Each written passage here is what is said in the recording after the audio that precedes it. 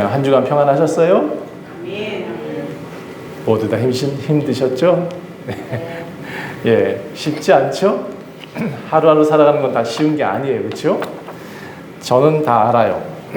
왜냐하면 여러분과 함께 약간씩 일을 좀 해보기 때문에 세상살이를 좀 이해합니다. 예, 안 하던 일 하시려니까 힘드시죠? 그때 어깨도 아프고 몸도 아프죠? 그래. 세상살이가 다 그렇게 힘들어요. 예. 제 아내도 12월 19일까지 잠깐 지역아동센터 가서 알바하고 있는데요. 예. 긴급사회복지사 해가지고 선생님 없는 데 가가지고 잠깐 일을 하고 있어요. 안 하던 일 하니까 어떻게 되겠어요? 집에 가지고 피곤해, 힘들어 이런 얘기를 합니다. 그렇죠? 근데 매일 출퇴근하는 사람도 어떨까? 아이고 정말, 예? 그렇죠? 직장인들 얼마나 힘드실까, 그렇죠? 아이고, 예. 우리가 다 이렇게 힘들면서도 살아내고 있는 거예요. 예. 그래서 잘하고 있는 겁니다. 그러니까 따라합시다. 우리 잘하고 있습니다. 우리 잘하고 있습니다. 네, 옆에 사람 보시고 힘내. 힘내세요. 네, 그래요, 맞아요. 우리 화이팅 합시다. 여러분, 우리가 이렇게 다 살아내고 있는 거예요. 예, 열심히. 여러분, 제가 눈만 감으면 여러분 뭐 하고 있는지 보인다. 예, 그렇습니다. 네, 여러분 뭐 하고 있는지 다 알 것 같아요. 주일 예배에 나오신 것만 해도 이렇게 직장생활 하시는데도 또 삶을 살아내고 힘든 삶임에도 불구하고 주일날 꼬박꼬박 예배에 나오시는 것은 정말 대단한 일인 거예요. 저는 그렇게 생각해요. 그래서 여러분이 이렇게 일어날 컨디션도 안 되어지면서도 불구하고 그래도 하나님을 기억하고 나온다는 것, 저는 솔직히 잊어버릴 수 있는데 누구는 안 잊어버릴까?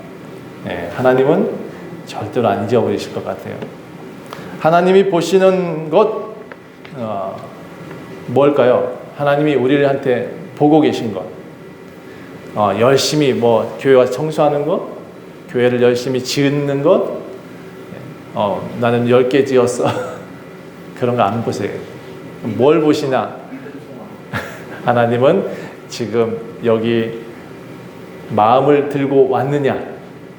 지금 여기 왔어도 생각은 저기 가 있느냐? 그거 계수하고 계십니다. 여기서 하나님과 함께 마음과 정성과 뜻을 다해 주 너희 하나님을 사랑하러 왔느냐? 그거 계수하고 계십니다. 우리 하나님께서는 돈을 보지도 않으세요. 여러분의 마음을 보세요. 생각을 보고 계세요. 어렵고 힘듦에도 내가 일어날 수 없는 상황임에도 불구하고 주님께 나온 것을 하나님은 보고 계세요. 살면서 힘들고 다 어렵지만 그래도 하나님을 기쁘시게 하자, 그 마음 한 가지로 여러분 나오셨을 줄 믿습니다. 하나님은 그것을 헌금이라고 얘기를 하시는 겁니다. 진짜 헌금은 따라합시다. 내가 주님께 나오는 것입니다. 네, 그것만 원하세요. 사실은 그분이 돈이 없겠어. 세상의 모든 것이 다 그분 것인데, 그렇죠? 네, 그분의 원하시는 것은 여러분입니다. 내가 만든 그 사람이 나와 함께 찬양하고 나와 함께 걷고 나와 함께 예배하러 나오는구나. 그걸 하나님이 원하시는 겁니다. 네, 그래서 우리를 만드셨대요. 자, 오늘은 마태복음 8장의 말씀을 전하려고 합니다. 여기 예수님이 나오시는데 이 예수님에 대해서 좀 아셔야 됩니다. 하나님에 대해서 아는 것이 영생이라고 표현하고 있습니다. 성경은 성경책을 많이 아는 사람이 영생을 얻는 게 아니에요. 성경 구절 많이 외우는 사람이 천국 가는 게 아니에요. 그럼 뭐냐? 성경을 보고 하나님을 이해한 사람, 예수님, 이 성경 구절을 보고 예수님이 어떤 분이구나 하고 이해한 사람이 천국을 갈 수 있어요. 그러니까 여러분 이해를 못하시고 성경만 계속 읽었다, 난 몇 독을 했다 자랑하시는데 솔직히 저는 모르겠어요. 그렇게 많이 본 사람은 우리보다 학자가 더 많이 봤겠지. 그런데 하나님께서는 그 학자를 먼저 구원하지 않으시고 예수님이 누군지 아는 사람을 구원하실 것 같아요. 여러분 친구도 그렇지 않습니까? 서로 내가 먼저 안면 있는 사람 구하지. 안 그래요? 물에 빠져도 내가 안면 없는 사람 먼저 구하진 않잖아. 예, 먼저 다 사람 존귀하기 때문에 구해주긴 하겠지만 그래도 내 식구 먼저 구하려고 하는 의지가 다 있듯이 하나님도 똑같습니다. 내가 그 중에서 많은 이들을 이 땅에 보냈지만 당신 사랑하는 사람을 먼저 챙겨주시고 있다고. 저는 그 하나님을 이기적인 하나님으로 보지는 않습니다. 그 하나님이 당연하다 이런 생각이 듭니다. 자, 그래서 오늘 마태복음 8장의 말씀을 전하는데 이 예수님이 나옵니다. 이 예수님이 지금 산상수훈하고 5, 6, 7장의 그 말씀들을 다 전하시고 산에서 내려오는 중이었습니다. 내려오는데 그 많은 사람들이 하나님 말씀, 예수님 말씀 듣고 예수님을 또 쫓아옵니다. 마구 달려서 예수님을 쫓아오니까 그 중에는 아픈 사람들도 많이 있었던 것 같아요. 결국은 말씀은 들었는데 거기서 병을 낳았다라는 기록이 없어요. 그래서 결국 쫓아왔어요. 그리고는 어떤 한 나병 환자가 갑자기 예수님 앞에 무릎 꿇고 제가 이런 병에 걸렸다고 막 얘기를 하는 게 아니에요. 내 병을 꼭 낫게 해주세요 이렇게 외친 게 아니에요. 이 병만 나으면 내가 전 재산 바치겠습니다 라고 말하지도 않았어요. 이 병을 낫게 해주세요라고 소리쳐서 막 구하지 않았어요. 여러분 기도 방법을 좀 바꿔 했으면 좋겠다 생각해요. 저는 많은 사람들이 교회에 와서 주님 제가 열심히 주님 섬길 테니까 나를 부자 좀 만들어주세요 라고 기도하는 사람을 봤어요. 주님 제가 열심히 하나님 봉사를 예수님 믿을 테니까 나를 좀 행복하게 만들어주세요 이렇게 기도하는 사람 봤어요.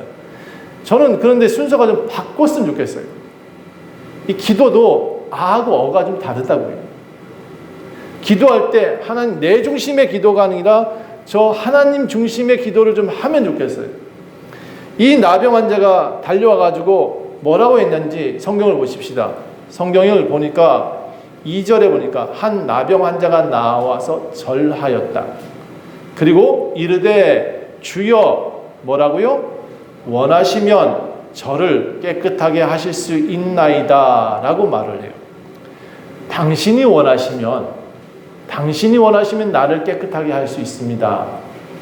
그러니까 예수님의 능력을 그는 믿고 있었다는 거죠.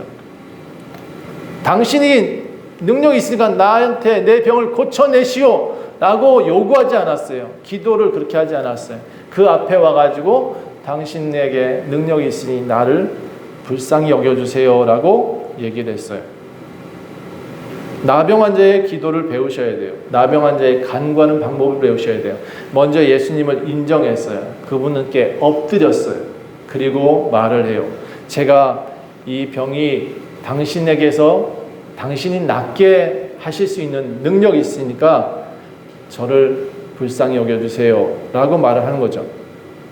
지혜로운 나병 환자인 것 같아요. 원하시면 제가 낫게 될 것입니다. 그러니까 하나님이 원하셔야 우리가 모든 것이 해결되는 거예요. 삶의 문제들을 자꾸 내 중심에서 해결하려고 하니까 해결이 잘 안 되죠. 교회에 와서도 그래요. 내가 뭘 했으니까 하나님 들어주세요. 내가 무엇을 할 테니까 들어주세요. 하나님과 무언가 딜을 하듯이 내가 하나 했으니까 나한테 하나 해주세요 라고 하는 그런 어리석음이 우리 기독교 안에 참 많아요. 그러니까 오늘부터 방법을 바꿔야 돼요. 지혜로운 나병 환자를 배우셔야 돼요. 자신의 병을 고쳐달라고 소리치지 않았어요. 그저 겸손히 하나님, 예수님 앞에 당신이 능력이 있으니까 그냥 엎드리고 당신이 원하시면 나를 깨끗하게 하실 수 있습니다 라고 그를 인정하고 있습니다. 삶의 문제가 일어날 때 나는 내가 지금 이런 문제가 있으니까 해결해내야지. 아빠 나한테 지금 자식을 키우다 보니까 아이들이 좀 달라요. 저희가 셋인데 막내가 조금 막내 티를 내죠. 아빠 뭐 해줘. 근데 좀 당돌하게 얘기를 하잖아요. 그러면 괜시리 속에서 뭐가 일어나요? 헐. 제가 당돌하게 그래서 안 해주고 싶어. 근데 어떻게 해요? 빙빙 돌려 애가. 그렇죠? 아빠 그냥 미안한데요 이런 식으로 얘기를 하면 알았어 내가 먼저 해줄게 이렇게 얘기를 하잖아요. 그렇죠? 아빠를 인정하고 그를 뭔가를 그 아빠에게 다가왔을 때는 아버지가 먼저 해주는 거예요. 여기도 지금 마찬가지. 우리 기독교의 방법이 좀 바뀌어야 된다고 생각해요. 교회 와서 하나님 주여 교회에서 주여를 그렇게 많이 외친다 하면 하나님이 들어주시는데요. 여기 성경에 그렇게 나와 있어요. 주여 주여 하는 자마다 다 들어주시는 것이 아니요. 그렇게 돼 있어요. 그럼 어떻게 해야 돼요? 겸손히 나아가는 법부터 배우셔야 됩니다. 예수님이 이 나병 환자의 겸손한 태도를 보셨어요. 그 모습을 보신 예수님은 도저히 그를 놓고 가실 수가 없었어요. 아니, 당신을 인정하고 있잖아요. 엎드려서 절하고 있잖아요. 그에게 손을 대셨다, 손을 안수하셨다, 이렇게 성경 안 나와요. 손을 내밀어 손을 잡았다라고 돼 있어요. 그 손을 내미셔서 얹었다라고 돼 있어요. 머리에 얹었는지 어디에 얹었는지 잘 몰라요. 내가 원하노니 깨끗함을 받아라 라고 말씀하셨어요. 뭐라고요? 내가 원하니. 예수님이 원하셔야 문제가 해결되는 거예요. 그런데 예수님이 원하시게끔 만들어야지 우리는. 그렇게 살아가야 되는데 그 예수님이 지금 인정도 안 하고 예수님을 도깨비 방망이로 알고 있는 우리 사람들은, 그러니까 당돌한 막내는 아버지 내놔 이러면 내주고 싶겠냐고. 아버지라고 말을 하긴 했지만 내놔 하는 아들을 좋아하겠냐고. 예수님이 원하셔야 돼요. 제가 항상 강조하지만 기도는 나의 요구를 말하는 것이 아니에요. 하나님께서 나를 통해서 무엇을 하시기를 원하는지를 발견하기 위해서 우리는 기도해야 돼요. 기도할 때 하나님, 내 딸아이가 지금 대학교 가야 됩니다. 어느 대학을 보내주시옵고, 주님 나는 이렇게 해주시옵고. 뭐예요 이게? 요구. 아니 뭐야, 예수 하나님 멱살 잡고 있는 거지, 지금 흔들고 있는 거지. 여러분, 그게 나무 흔들어서 기도해가지고 나무 뿌리 뽑았다는 얘기는 들었는데, 제가 생각하기에 그 사람들이 지금 나무 뿌리 뽑는 게 같지 않아요. 예수님을 멱살 잡고 흔드는 것 같은 느낌이 전 받았다. 여러분, 예수님한테 우리가 뭘 해야 돼요? 당신이 원하시면 내 문제를 해결할 수 있습니다 라고 고백하셔야 돼요. 그러면 내가 많은 문제가 있고 어려움이 있을 때 난 어떻게 해야 돼요? 그분을 기쁘시게 할 게 무엇인가, 그분을 감동시킬 게 무엇인가, 그렇게 고민하고 나와야 되죠. 근데 우리가 하는 방법이 뭐예요? 나와서 무조건 일단 몇 시간씩 버티죠. 기도로. 예? 안 들어주면 안 된다고 협박을 하죠. 그러지 말아요. 응답받는 기도 방법을 가르쳐 드릴게요. 첫 번째, 주님께 나온다. 두 번째, 그분께 엎드린다. 그리고 세 번째, 그분이 원하시도록 우리의 마음을 드린다. 이렇게 하면 여러분이 지금 가지고 있는 모든 문제가 해결될 줄 믿습니다. 하나님이 도우심이 필요하면 요구하지 마시고요. 그분께 나아가서 엎드리세요. 그러면 훨씬 응답받을 확률이 높아집니다. 나병 환자는 예수님이 원하시면 원하노니 깨끗함을 받으라 이렇게 얘기를 해요. 예수님은 그 나병 환자한테 내가 원하니까 너 깨끗함을 받아라 라고 얘기를 하셨어요. 그래서 즉시 깨끗함을 받았다. 자, 그런데 그 당시의 사람들은 이 나병 환자가 나았다는 확인증을 누가 발급해 주냐? 그 당시 대제사장들. 그들이 재판도 하고 의사 노릇도 했거든요. 거기 가서 깨끗해진 것을 보여줘야 돼. 그래서 예수님은 뭐라고 그러냐면 그들한테 가가지고 내가 깨끗해졌다는 것을 보여라 라고 말을 합니다. 네. 그렇게 예수님은 그 당시에 법도도 지켜가면서 그 사람한테 나병 환자를 깨끗해진 것을 확인시켜 주시고 있습니다. 여러분, 이 다음에 구절이 뭐냐면 5절을 보시면 예수님께서 그 다음 동네에 가버나움으로 가십니다. 이 가버나움에 다른 동네에 갔는데 어떤 한 백부장이 나와서 간구를 하더라. 여러분, 이 백부장이 누구냐 그러면 로마 사람입니다. 로마의 지금 말하면 공무원이에요. 경찰과 같은 사람이 되고 군인 같은 사람이에요. 한 100명을 이끌 수 있는 백부장이에요. 그래서 백부장이에요. 근데 그 사람이 나와가지고 길가에서 예수님을 기다리고 있었다는 거예요. 왜요? 예, 성경을 보니까 2절에 이르되 주여 내 하인이 중풍병으로 집에 누워 몹시 괴로워합니다. 이 백부장이 나와서 예수님께 간구했다라고 표현했어요. 간절히 요청했대요. 뭐라고요? 허리를 굽혀가면서 지금 내 하인이 중풍병으로 몹시 앓아 누워 있어서 힘들어합니다 라고 말을 했어요. 이 문장을 읽다 보면 이 주인이 하인을 얼마나 사랑하는지를 잘 알 수 있어요. 분명히 중요한 사람이었던 것 같아요. 이 사람을 위해서 자기가 몸소 나왔다는 것은 놀라운 일인 거예요. 지금 말하면 경찰서장이 나와가지고 좀 도와주세요 하고 인사하고 있는 겁니다. 예. 위치를 생각하면 예수님을 만날 이유가 없어요. 예수님 와 이렇게 손가락질 해야 되지. 그런데 이 사람이 나와서 그 예수님한테 내 하인이 지금 너무 힘들어하오니 주님 살펴주세요 라고 얘기를 합니다. 내 하인을 고쳐주세요 라고 말하지 않아요. 뭐라고 해요? 내가 가서 고쳐주리라 예수님이 그렇게 말씀하세요. 와서 고쳐내세요 이렇게 얘기를 하지 않아요. 백부장이 하는 태도를 배우세요. 여러분 이 사람의 태도는 그 예수님을 만나면서 인사부터 해요. 꾸벅. 그리고 간구해요. 내 하인을 위해서 지금 왔습니다라고 정확하게 말을 해요.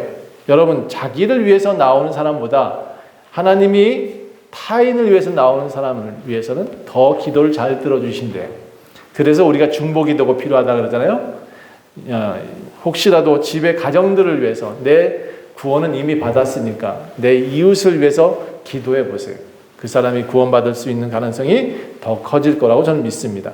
이 주인이 하인을 사랑하는 마음에 예수님을 향해서 달려나왔고 달려나와야 될 입장이 아님에도 불구하고 그 위치가 아님에도 불구하고 겸손하게 예수님 앞에 나와서 이렇게 말해요. 내 하인이 중풍병으로 집에 누워 몹시 괴로워합니다. 고쳐달라고 얘기 안 했어요. 고쳐달라고 얘기 안 했는데 그래서 예수님 뭐라고 하냐면 내가 가서 고쳐줄게 라고 얘기를 해요. 여기 이 사람의 지혜로움을 배우세요. 내가 요구하지 않았어요. 지금 그냥 상황을 얘기했을 뿐이에요. 그랬더니 예수님이 달려가겠다고 했는데 그런데 이 사람 보세요. 또 놀라운 일을 해요. 아니에요. 하나님. 예수님 우리 집에 오시는 것은 법도가 아니라고 제가 배웠습니다. 그 당시에 로마 사람 집에 이스라엘 사람들이 가는 법이 없어요. 왜냐하면 이방인들한테 들어가는 것은 뭔가 죄다 이렇게 법도가 있기 때문에 그 로마 사람인 백부장도 그걸 알고 있었던 것 같아요. 근데 예수님이 들어오신다 그러니까 아닙니다라고 말을 합니다. 8절 보세요. 백부장이 대답하여 이르되 주여 내 집에 들어오심을 나는 감당하지 못합니다. 다만 뭐 하래요? 말씀만 하옵소서. 말씀만 하옵소서. 그러면 내 하인이 낫겠습니다. 여러분 이 사람의 믿음을 배우세요. 이 사람은 지금 예수님이 오지 않아도 된대요. 말만 하면 낫는다는 믿음을 갖고 있습니다. 근데 우리는 어때요? 보여주세요. 맨날 요구하죠. 하나님 증거를 보여주세요. 교회 왔더니 제가 많은 사람들이 예수님을 본 적이 없다고 얘기를 하더라고요. 저도 직접 본 적은 없어요. 근데 제가 꿈에서 보긴 했어요. 제가 가끔 힘들 때 제 등에 살짝 뭔가 왔다 갔다 하는 느낌은 있어. 그런데 그분이 예수님 모습은 정확히 본 적이 없어요. 가끔 나보다 못생긴 사람을 봤을 때 저분이 예수님이구나 라는 생각은 한 적이 있었어요. 그런데 그런 사람 말고 진짜 예수님이 와서 나한테 뭐라 한 적은 없어요. 그런데 이 백부장도 알고 있었어요. 직접 오지 않아도 된다. 당신 자기의 입장을 얘기를 해요. 저도요 부하 직원이 있어요. 하인들이 있답니다. 제가 밑에 100명의 아이들이 있어요. 저가 오라 하면 오고요. 저가 가라 그러면 가요. 그러니까 당신 저보다 더 높으신 분이니까 그냥 저의 하인을 위해서 말씀만 하옵소서. 우리가 주님께 기도하면서 우리가 주님께 요구하면서 또는 하나님 우리의 기도 응답을 바라면서 우리가 나올 때 이런 사람의 마음을 배워였으면 좋겠어요. 이런 태도였으면 좋겠어요. 하나님, 그냥 말씀만 해주시옵소서. 그러면 우리가 다 이루어지겠나요? 다 해결되겠나요? 전 살면서 하나님, 이 구절을 붙들고 저는 그랬어요. 하나님, 말씀만 해주십시오. 말씀만. 그냥 이 상황에 대해서 하나님께서 한마디만 해주시면 다 변하겠습니다. 제 상황도 변할 것이고 제 여건도 다 변할 것입니다. 전 그렇게 기도했던 것 같아요. 그런데 나중에 그때 당시에는 짠하고 이루어지진 않았어요. 시간이 지나고 나니까 어느 날 그 기도를 들어주셨네? 어느 날 보니까 그 기도가 이루어졌네? 전 그렇게 느꼈어요. 제가 하나님께 기도하면서 응답받은 게 되게 많더라고요. 당장 지금 모든 사람이 지금 요구하는데 저도 제 딸아이나 제 아이들이 요구하는 것을 하루아침에 들어줄 수는 없어요. 왜? 준비해야 되잖아. 뭐가 필요하다면. 그렇죠? 그러니까 우리 하나님께 너무 그렇게 닥달하지 말아요. 당장 안 내놓는다고 뭐라고 하지 말아요. 그분은 분명히 주셔요. 예, 준비하고 계세요. 예, 백부장이 만류했죠. 감당하지 못합니다. 당신이 저희 집에 오시는 걸 감당하지 못해요. 다만 말씀만 하십시오. 그러면 제 하인은 낫겠습니다. 이 예수님에 대해서 정확히 알고 있는 사람이에요. 우리는 이 백부장보다 모르고 있는 것 같단 말이에요. 예수님을 대해서 정말 모르기 때문에 우리는 그 예수님을 멱살 잡고 있지는 않는지 한번 생각해 보세요. 백부장이 로마 군대를 이끈 사람이었는데 이 사람이 명령만 하면 모든 이들이 온다. 그러니까 당신도 명령만 하시면 우리 집의 하인도 낫겠다. 그래서 너무 놀랐어요. 예수님이 아니 이스라엘 사람들 중에서도 이런 믿음을 내가 본 적이 없다. 그 모든 사람들 앞에서 이 백부장을 자랑합니다. 이 백부장같이 너희도 하라고. 이 백부장처럼 너희도 믿음을 가지라고. 여러분 예수님 봐야 되는 거 아니에요. 예수님은 이전부터 우리 속에 계셨으니까 우리가 살면서 하나님을 향해 살아가면 자연히 이루어질 것이 많음에도 불구하고 당장 요구하지 마세요. 그 하나님을 인정하시고 말씀만 하옵소서라고 할 수 있는 믿음이 있기를 소원합니다. 백부장 하인 나왔나요? 성경을 안 읽어봐서 잘 모르겠어요? 한번 읽어봅시다. 낫겠사옵니다 했으니까 9절 10절 보리고 10절 어디야? 13절 그래요. 한번 같이 읽어봅시다. 시작. 예수께서 백부장에게 이르시되 내 믿음대로 될지어다 하시니 그 즉시 하인이 나으니라. 여러분 명령하지 않았어요. 예수님은 가라. 그래 내 믿음대로 된다라고 했어요. 말씀만 하옵소서 했는데 무슨 말씀을 했느냐? 내 하인이 낫겠다라고 말하지 않았어요. 먼저 뭐라고 하셨냐면 가라 내 믿음대로 될 것이다 라고 말을 해요. 여러분 우리 믿음의 위치만큼 우리가 기도응답도 받는 거예요. 이 백부장의 믿음의 위치를 좀 배워보세요. 여러분 이 사람이 지금 하고 있는 태도를 배우세요. 로마 백부장이 겸손하게 하나님 앞에 나와서 자기가 그 길가에 나오지 않을 만한 위치임에도 불구하고 직접 나와서 자기를 위해서 기도하지 않고 하인을 위해서 기도하고 그를 위해서 예수님께 나왔단 말이에요. 그리고 그가 뭐라 그래요? 말씀만 하옵소서 하잖아요. 예수님이 하시는 내용을 보세요. 그래 너의 믿음이 내 하인을 낫게 했다라고 말씀하고 계십니다. 우리가 살면서 나를 위해 기도하는 것보다 내 믿음이 정말 타인을 위해서 낫게 할 수 있을까? 의심할 때가 있죠. 그런데 의심하지 마십시오. 하나님은 분명히 그런 기도를 더 들어주십니다. 왜냐하면 내 이웃을 내 몸과 같이 사랑하라고 하셨기 때문에 내 형제와 같이 여기라고 했기 때문에 그래서 그 예수님은 타인을 위해서 애쓰고 수고하는 모습을 가진 사람들을 사랑하십니다. 정말 위대한 사람들은 겸손하더라고요. 제가 보니까 정말 위대한 사람들은 자기 자랑을 안 하더란걸요. 예, 자기 자랑을 안 해요. 제가 정말 항상 주시하고 있는 사람들이 몇 사람 있는데 대다수 좀 유명하다는 사람들, 정치인들 또는 탤런트들. 근데 그 사람들은 자기가 놀랍게도 높은 위치에 있음에도 불구하고 자기 위치를 자랑하지 않더라고요. 내가 언젠가 한번 션과 정혜영을 좀 불러다가 우리 교회에다 간증을 좀 시키고 싶은 생각이 있어요. 그 사람들 삶을 우리가 한번 들어보고 싶어요. 요즘은 어떤 카페 사장님이 좀 유명해졌대요. 수화로 어떤 사람들이 농아인들이 오셔서 차를 마시는데 그 앞에 무릎 꿇고 차를 내준 사람. 그리고 그 사람은 날마다 아이 출근할 때, 아르바이트생 출근할 때 안아주고 저녁 때 퇴근할 때 안아준대요. 전 그 사람의 마인드를 좀 배우고 싶어서 그런 사람을 좀 초대하고 싶어요. 자, 우리가 또 유명하다는 사람들, 그들이 정말 겸손한 사람이 누구 있을까? 제가 우리나라 사람이 아니지만 이 사람을 한번 소개해 보려고 그래요. 이 사람은 나오기만 하면 영화가 흥행을 해요. 그래서 보증수표라 그래요. 지금 현재 이 사람의 나이는 70세가 됐어요. 근데 몇 년 전에 찍은 영화도 대박이 났어요.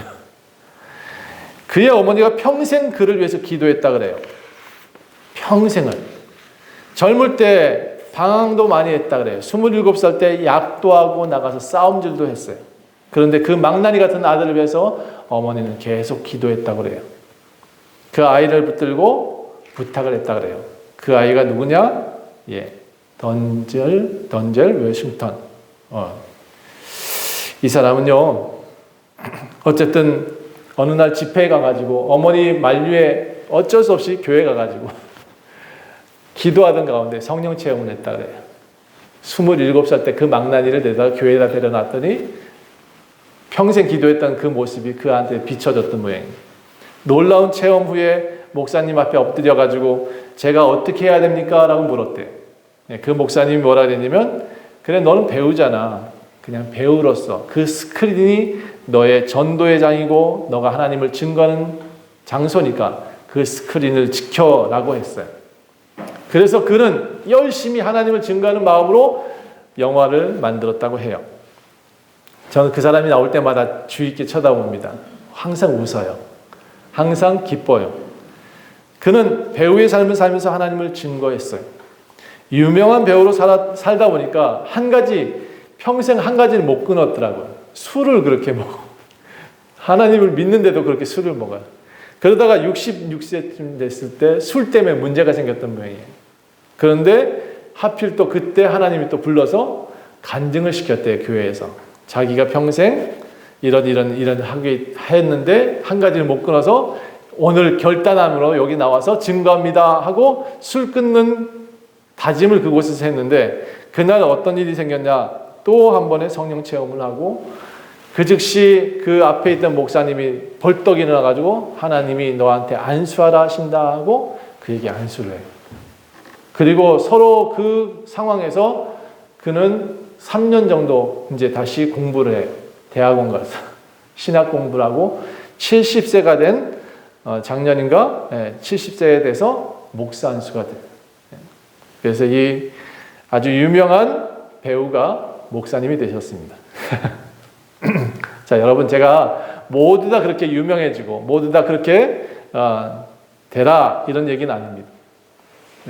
유명해질수록 더 겸손해라 라는 말은 맞지만 이 예화를 드리는 이유는 평생 겸손하게 사는 사람, 순종한 사람이 어떻게 결과가 되는지를 말씀드리고자 하는 것입니다. 예수님이 그 후에 베드로의 집에 방문을 잠깐 합니다.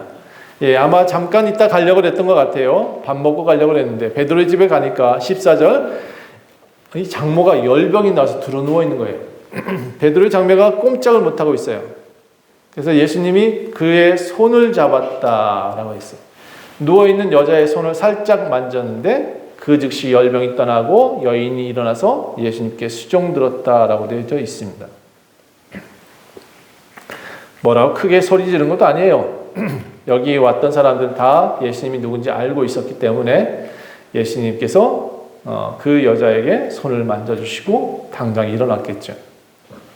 자, 그곳에 밥을 먹고 있었겠죠. 여기 밥 먹었다는 내용이 없지만 16절 보니까 저물매, 날이 저물었을 때 귀신 들린 자들이 많이 사람들이 데리고 왔대. 그 집에 앞에 웬 소리 지르는 사람들이 그렇게 많이 왔을까요? 그죠? 그때 예수님이 뭐라고 하셨냐면 주 예수의 이름으로 나가 이렇게 말 안 했어요. 예수님은 그렇게 표현 안 해요. 우리는 교회에 와가지고 어떤 목사님들이 예수의 이름으로 명하니 사단아 물러가라 이렇게 하는데 저는 그 이해가 안 돼. 예수님은 그렇게 안 했다니까요. 다시 보세요. 16절 저물매 사람들이 귀신 들린 자를 많이 데리고 예수께 오거늘 예수께서 말씀으로 귀신들을 쫓아내시고 병든 자를 다 고치시니. 자, 이 마태가 사실 약간의 개인적인 어떤 의견을 여기다 같이 넣었다라고 볼 수도 있긴 한데, 왜냐하면 이 마태복음은 지금 누구한테 대상을 쓰고 있냐면 예수님을 믿는 유대인입니다. 바리새인들. 그 사람들이 뭐 했냐? 형식이 너무 많아요. 교회에 와서 퍼포먼스를 되게 많이 해요. 손 들고 막 기도하는 척하고, 누군가가 막 귀신 나가게 하려고 막 손 들고 뭐라 버리고 소리 지르고, 예, 그런 걸 많이 하는 거죠. 그런데 그런 모습을 싹 배제하고 여기서 쓰고 있어요. 뭐라고 하냐면 예수님은 말씀으로만 그들을 쫓아내셨다는 거예요. 우리가 알고 있는 예수님과 우리가 교회에서 행하는 모든 그런 모습과는 좀 달라요. 뭔가 교회에 와서 막 안수해야 되는 것처럼. 저는 교회에 와서 매 맞아 죽은 사람은 이해가 안 돼요. 목사님이 너무 많이 때려가지고 그래서 돌아가신 사람입니다. 저는 그건 이해가 정말 안 돼요. 예수님은 절대로 그렇게 사람을 두들겨 패면서 귀신 쫓아낸 적이 있다? 없다. 절대 없어요. 그는 말씀으로 쫓아냈다고. 자, 어쨌든 예수님이 살면서 그 많은 사람들을 고치셨지만 예수님이 사람들, 귀신들을 두들겨 팼다는 기록을 저는 본 적이 없어요. 다시 17절 봅시다. 그래서 이 예수님이 그 모든 병든 자를 고치시니 이는 선지자 이사야를 통하여 말씀하신 우리의 연약한 것을 친히 담당하시고 병을 짊어지셨다 함을 이루려 하심이라. 예수님은요, 그 모든 이들을 짊어지고 가시는 겁니다. 우리의 연약함을 돌봐주시기 위해서 오신 분이지, 여러분, 우리 예수님한테 모든 것을 다 맡기지 마세요. 그분이 다 우리한테 우리의 병을 다 낫게 해주실 거다라고 생각하면서 그분한테 너무 전가하지 마세요. 제가 우리가 이미 과부하, 그분은 이미 우리의 연약함 다 짊어지셨기 때문에 우리가 살면서 예수님 믿고 있으면 우리 스스로 다시 일어날 힘을 주실 줄 믿습니다. 아멘. 자, 의사가 병을 낫게 한다는 생각을 많이 하는데 제가 보니까 살면서 보니까 여러 사람들이 아파요. 주변 사람들이 많이 돌아가시기도 하고, 암 수술 걸려서 많이 수술 여러 번 했다고 하고, 어떤 사람은 실패도 많이 했다고 그래요. 사업에 실패도 많이 했다 그래. 그런데 제가 보니까 회복하는 사람들은 공통점이 있어요. 어떤 사람이 벌떡 일어날까요? 어떤 사람이 여러 번 치료를 받을까요? 저는 그 의사가 그 사람을 치료했다고 생각하지 않아요. 아주 뭐 죽을 병이 걸렸다고 치더라도 사기암도 낫는 걸 봤어요. 왜 그럴까? 저는 그 사람들의 공통점을 발견합니다.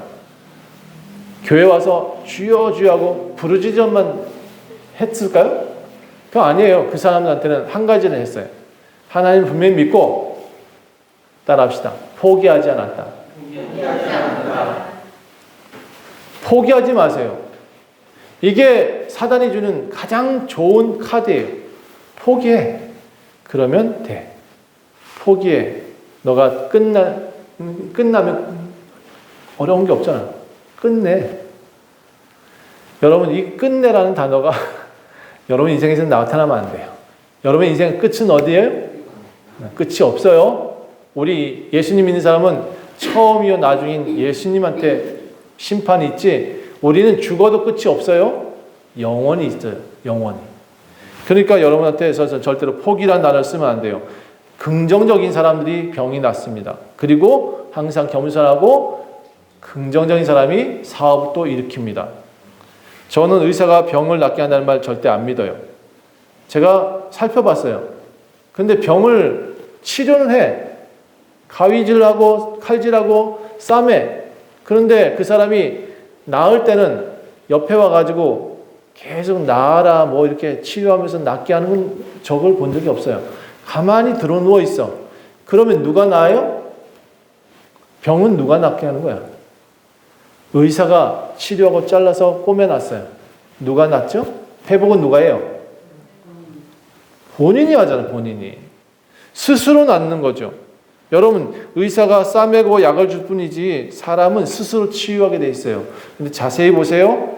그래서 하나님이 우리를 낫게 한다라고 하는 게 맞아요. 긍정적인 사람, 포기하지 않는 사람은 하나님이 그 믿음 때문에 더 빨리 낫게 한다. 아까도 그 너의 믿음 때문에 라고 말씀하고 계시잖아요. 믿음대로 될지어다. 긍정적인 사람들은 하나님이 도우십니다. 역시 실패했다, 끝났다, 포기한다 라고 말하는 사람은 절대로 일어났을 수 없습니다.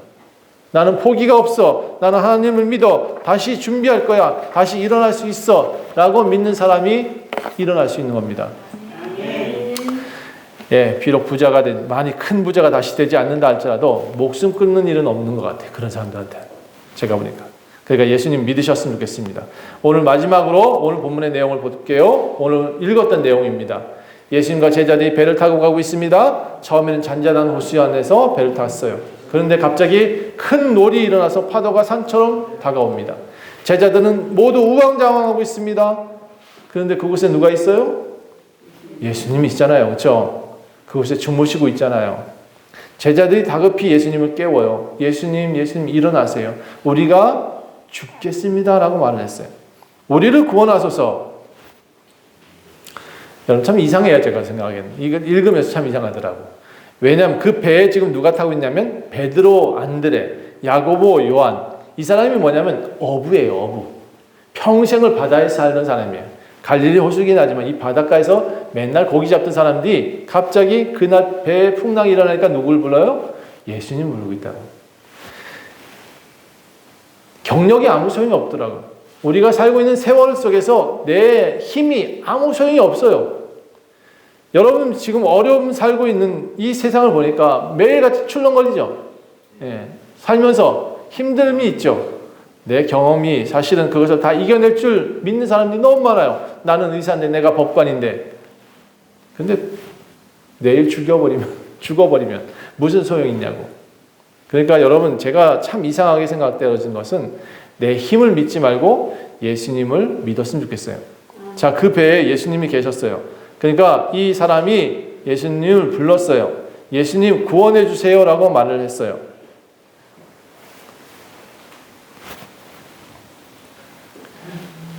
살면서 많은 사람들이 현대인들이 이런 쓸데없는 자랑을 많이 해요. 내가 힘이 있다. 내가 무엇을 할 수 있다. 근데 예수님을 인정하지 않아요. 그래서 저는 더 답답해요. 배에 타고 있는 예수님을 바라볼 수 있었으면 좋겠는데 어떤 사람은 나는 경험이 많습니다를 자랑하고 있는 것 같아요. 교회 다녀도 그런 것 같아요. 우리가 지금 이 원주 좋은 교회란 배를 같이 타고 있는데 여기에 예수님이 계시다고 생각하는 사람이 몇이나 있을까? 제가 예수님을 정말 알아야 된다고 말씀드렸잖아요. 예수님을 경험해야 된다고. 여러분 인생에서 많은 풍랑이 있을 때 지금 찾아야 될 사람이 누군지를 좀 고민하셔야 돼요. 힘듦이 있을 때 내가 계속 저어가면서 내 힘으로 이겨낼 수 있다고 노력은 해야죠. 노력은 해야 되는데 그 노력 가운데 지금 나만 노력할 것이냐 아니면 예수님을 부를 것이냐는 여러분에게 달렸어요. 어렵고 힘들 때 예수님을 불러보세요. 하나님의 아들 예수를 그 위대한 분을 인생에 모시고 있다면 살면서 풍랑이 왔을 때 지금 그 실패하고 어려울 때 내가 병들었을 때 예수님을 불러보세요. 예수님 부르지 못한 사람이 불행한 사람이에요. 내 경험을 믿는 사람이 불행한 사람이에요. 내가 똑똑하다고 믿는 사람이 불행한 사람이에요. 예수님이 풍랑 안에서 우리를 구원하실 수 있다라고 믿는 사람은 예수님 부르겠죠. 우리를 구원하소서라고 말을 할 수 있어야 돼요. 저는 살면서 어려울 때가 많았습니다. 풍랑이 많았습니다. 그래서 그 하나님을 계속 쳐다봤습니다. 파도를 쳐다보지 말고 예수님을 쳐다보세요. 살면서 고통을 쳐다보지 말고 그 예수님이 나를 낫게 해주실 것을 쳐다보세요. 예수님께 달려와서 예수님이 당신이 원하시면 하실 수 있습니다라고 요청하세요. 요구하지 말고 그냥 당신이 계시죠라고 찾아보시고 확인하세요. 무섭고 힘들 때 예수님을 부르세요. 물론 예수님이 그때 이렇게 얘기를 하십니다. 성경에서도 그런 상황이었어요. 내가 옆에 있는데 왜 이렇게 호들갑이냐 라고 말씀하십니다. 여러분, 우리가 나중에 발견하고는 이렇게 혼나도 괜찮아요. 근데 정말 급하면 예수님 찾고 혼나더라도 좀 찾아봐요. 저는 제자들이 잘했다고 생각하거든요. 근데 여기서 예수님이 이렇게 조금 책망을 하십니다. 내가 옆에 있는데 뭘 그렇게 걱정을 많이 해? 라고 성경에 얘기를 하고 계십니다. 우리가 살면서 예수님 믿는다고 하면서 매일 걱정하고 매일 어려움에 있는 사람들, 조금은 한번 생각해 보세요. 예수님이 정말 내 옆에 계신지 안 계신지, 정말 내가 믿음이 있는지 없는지를 확인해 보세요. 살면서 어려운 힘듦이 많이 있죠? 풍랑 가운데 있어 봤죠? 그때 예수님이 계시면 그냥 웃읍시다. 이 배도 곧 잔잔해질 거야. 네, 그렇게 웃으면서 실패했을 때 그래, 우리 예수님이 다시 나를 일으켜 주실 거야 라고 믿으셨으면 좋겠습니다. 다시 한번 물어볼게요. 예수님 옆에 계신가요? 그래요. 우리는 절대로 넘어지지 않을 것 같아요. 아멘 하신 모든 분들은 절대로 쓰러지지 않을 줄 믿습니다. 예수님이 계신다고 믿으시면 다시 힘차게 살아보세요. 여러분 분명히 앞에 다시 오는 풍랑과 파도는 거뜬히 이겨낼 수 있을 것입니다. 이제 우리는 오직 밝은 하늘과 예수님만 바라보고 살아가시기를 원합니다. 기도하겠습니다. 하나님 감사합니다. 삶이 매일 어렵고 힘듦이 있습니다. 풍랑도 많고. 그런데 그 배에 예수님이 계신지를 잘 모르는 일이 많습니다. 이제 다시 한번 확인하겠습니다. 예수님, 우리 옆에 계셔서 우리를 구원하소서. 여기 지금 어렵고 힘듦이 있는 사람들이 많이 있습니다. 아버지 주님을 향해서 겸손히 나와서 원하시면 구원하실 수 있습니다라고 요청하는 이들이 많이 있습니다. 오늘 주님께 응답받는 비결도 배웠습니다. 하나님, 우리가 겸손히 주님 앞에 나오는 법을 더욱더 배우게 하여 주시옵소서. 그래서 하나님, 우리를 풍랑 가운데서 건져 주시옵소서. 감사드리며 예수 그리스도 이름으로 간절히 기도합니다.